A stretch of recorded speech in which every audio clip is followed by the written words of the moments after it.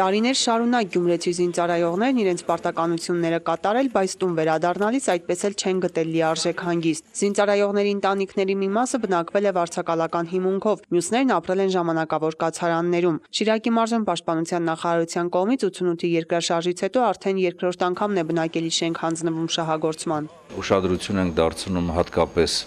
այն տարածքներին, որտեղ որ ուրեմն զորամասերը բնակավայրերից հեռու են, այն տարածքներին, որտեղ որ բնակարանային խնդիրները շատ սուղ են, այն տարածքները, որտեղ որ զորամասերը տեղակայված են առաջնային գծում, որովհետև առաջնային գծում տեղակայված զորամասերի մեծ մասը հեռու են բնակավայրերից եւ այնտեղ կառուցում ենք բնակարաններ զինծառայողների համար։ Պաշտպանության նախարարությունը մշտապես հոգում է զինծառայողների կենցաղային կայքների համար։ Ջանում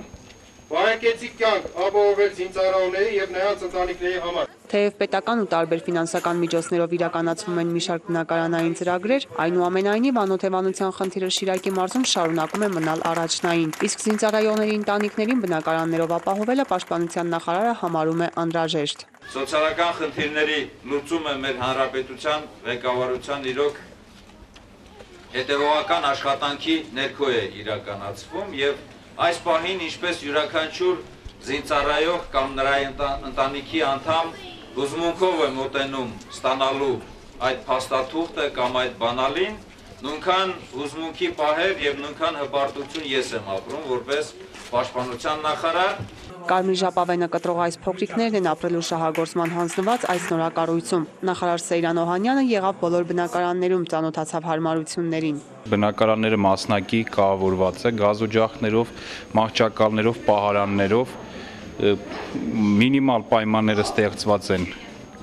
զինծառայողների համար, որպեսզի բարեկարգ բնակարաններում ապրեն։ Անօթևան եւ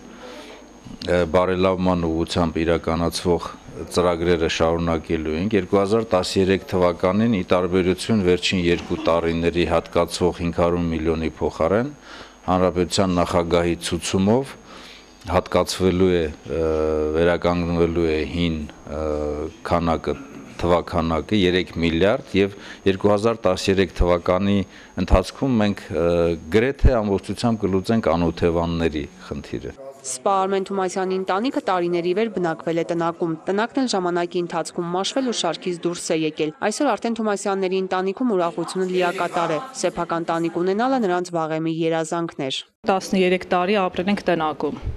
Ու այսօր այս հարմարավետ լուսավոր բնակարանները շատ մեծ աջակցություն էր պետության կողմից մեզ համար։ Մեխակ Սահակյանի ընտանիքն էլ 95 թվականից հասցրել է փոխել 6 տուն, բոլորն էլ վարձավճարային հիմունքներով։ Այսօր արդեն փոխգնդապետ Սահակյանը կնոջ ու 3 երեխայի հետ միասին ունեցավ հիմնական իր 4 պատը։ Բնակարանը թեև ծառայողական է, ինքն էլ ծառայություն իրականացնում է Հարևան մարզում, այնուամենայնիվ գիտե, որ սեփական օջախ ունի։ Բնակարանը կոչվում է ծառայողական,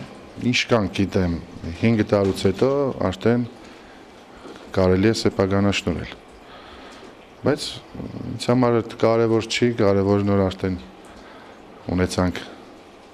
տանիք մեր գլխավերևը։ Բնակարանատեր դարձած զինծառայողներին ուղղված շնորհավորանքները շարունակվեցին նաև բարեմաղթանքներ հղող բաժակների բարձրացմամբ։ Ալա Բաղդասարյան, Խաչատուր Գևորգյան, Ազդարար։